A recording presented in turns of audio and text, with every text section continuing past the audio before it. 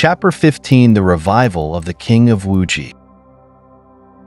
Through the seasons, the travelers braved winter's harshness and summer's heat, their spirits undampened. They encountered a majestic mountain, symbolizing nature's grandeur, which stirred both awe and fear. As night approached, a monastery named as the Precious Wood emerged, offering hope. Wukong scouted it first, ensuring its sanctity before they approached with optimism. The monastery's grandeur, with intricate patterns and golden fixtures, reflected the harmony between humanity and nature.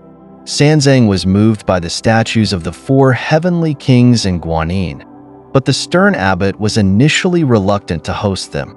Wukong's display of strength, smashing a stone lion, convinced the abbot to extend hospitality.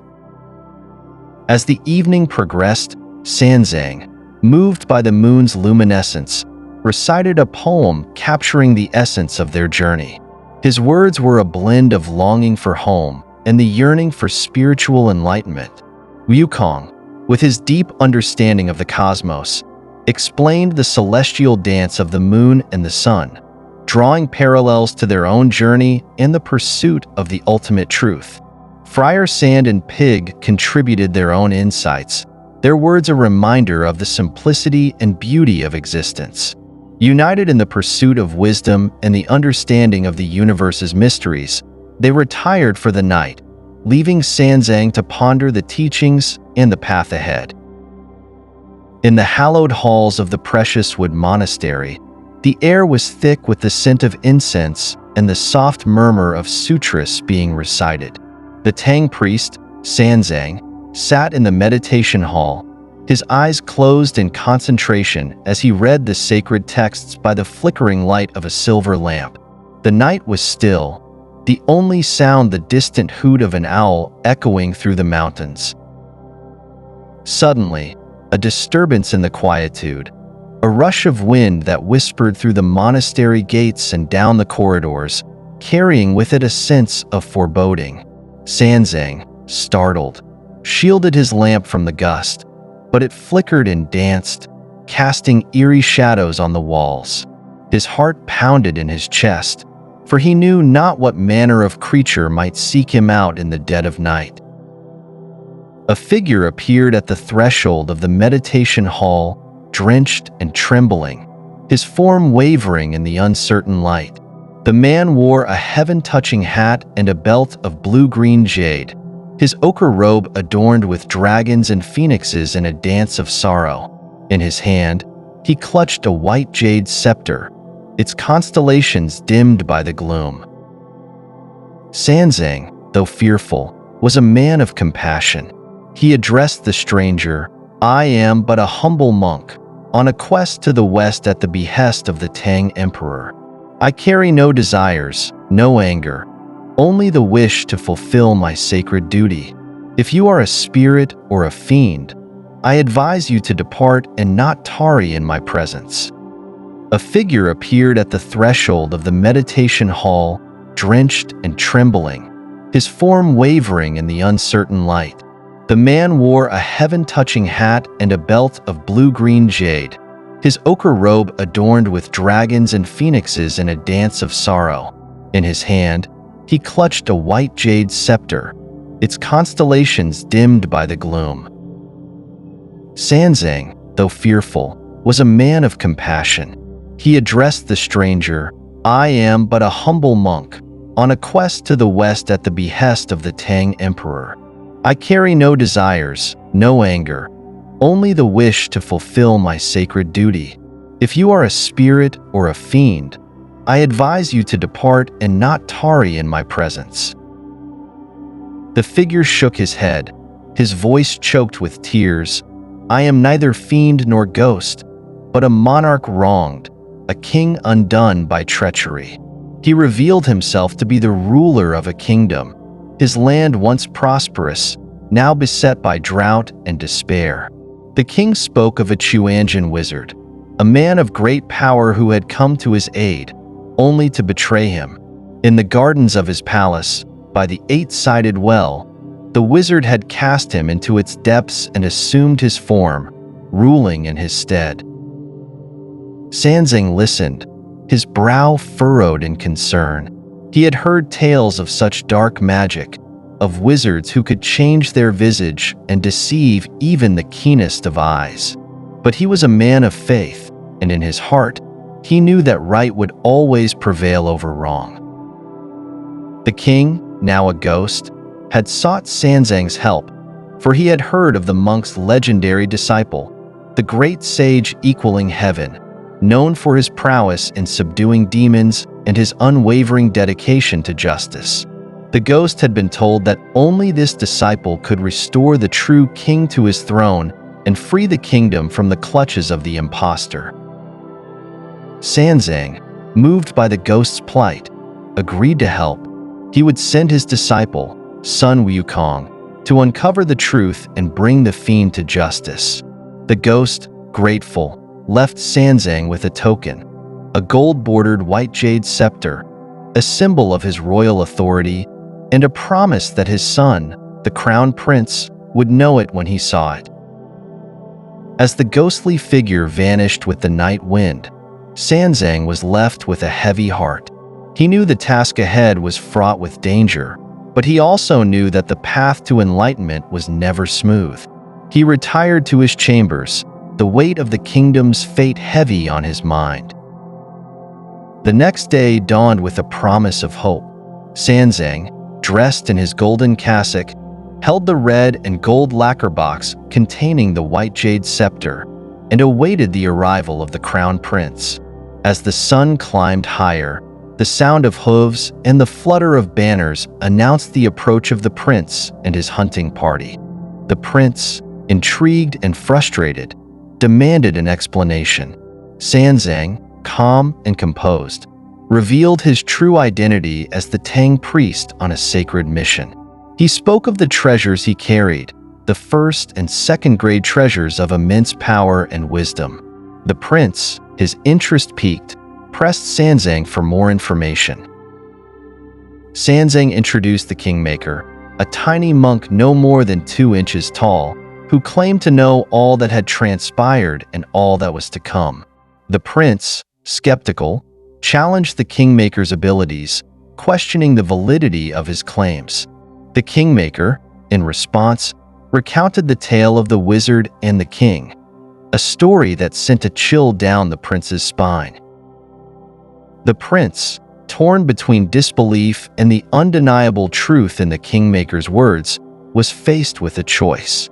He decided to seek the truth from his mother, the queen, to learn of her love for the king and whether it had changed in the past 3 years. With a heavy heart, he left the monastery, determined to uncover the deception that had befallen his kingdom. As the prince rode back to the capital, Sanzang and the Kingmaker, who was none other than son Wukong, prepared for the battle ahead. They knew that the wizard, now ruling as the king, would not relinquish his throne without a fight. The fate of the kingdom hung in the balance, and the journey to the west had become a quest for justice as well as a path to enlightenment. The story of the Tang priest, the ghost of a murdered king, and the battle against a powerful wizard was one of courage, faith, and the unyielding pursuit of truth.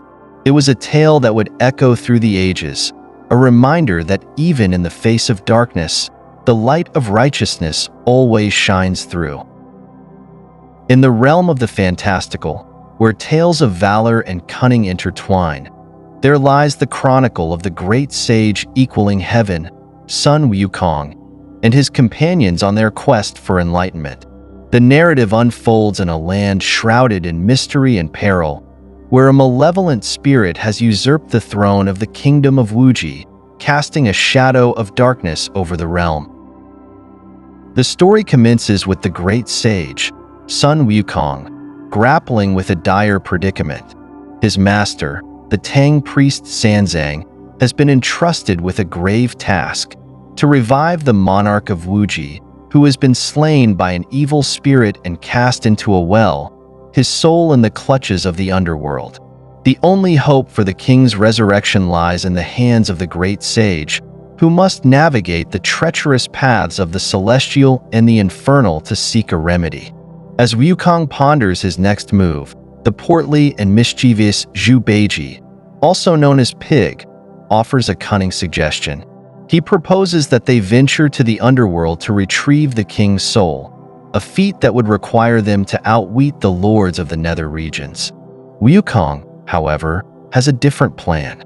He intends to seek the aid of the Supreme Lord Lao Zi, the divine sage who resides in the Tushita Palace in the Lihan Heaven, above the 33rd heaven. With a somersault of his cloud, Wukong embarks on his celestial journey, leaving behind his master and companions in the mortal realm. He traverses the southern gate of heaven, bypassing the Hall of Miraculous Mist and the Palace of the Dipper and the Bull, to reach the abode of the Supreme Lord. Upon his arrival, he finds Lao Zi in his elixir laboratory, where immortal boys fan the furnace with a plantain leaf fan, refining the elixir of immortality. Wukong, with a respectful bow and a sly smile, pleads his case before the Supreme Lord. He recounts the tale of the king's demise and the spirit's treachery, imploring Lao Zi to bestow upon him one of his 9-cycle soul-returning pills, a divine concoction capable of restoring life to the deceased. Lao Zi, however, is initially reluctant, recalling Wukong's past thievery of his magic pills during the great sage's tumultuous days in heaven. After a tense exchange, Lao Zi, suspecting Wukong's cunning nature, decides to give him a single soul-returning pill. He warns Wukong that this is the last of his elixir, a precious resource not to be wasted. Wukong, with a crafty grin, accepts the pill, but not before testing it for authenticity, much to Lao Zi's chagrin. Satisfied, he bids farewell to the Supreme Lord and returns to the mortal realm, his mission partially accomplished. Back on Earth, Wukong finds Pig wailing in mock grief, as per their earlier agreement. The great sage chides Pig for his theatrics, reminding him of the importance of their mission. With the soul-returning pill in hand, Wukong and his companions, including the steadfast Friar Sand, prepare to revive the king. In the quiet of the night, they approach the king's corpse, which lies in a state of perfect preservation, a testament to the Dragon King of the Well's use of a face-preserving pearl. Wukong, with a mixture of water and the golden elixir, creates a potion that he administers to the lifeless king. As the pill enters the monarch's stomach, a cacophony of noises erupts from within, but the body remains motionless. Sanzang, with his compassionate heart, suggests that the king's vital breath has been severed for too long and that a breath of life must be given to restore him. Wukong, whose breath is pure from a life of abstinence, complies and breathes life into the king. With a rush of air, the king's vital breath is rekindled, and he awakens, flexing his limbs and expressing his gratitude to his saviors.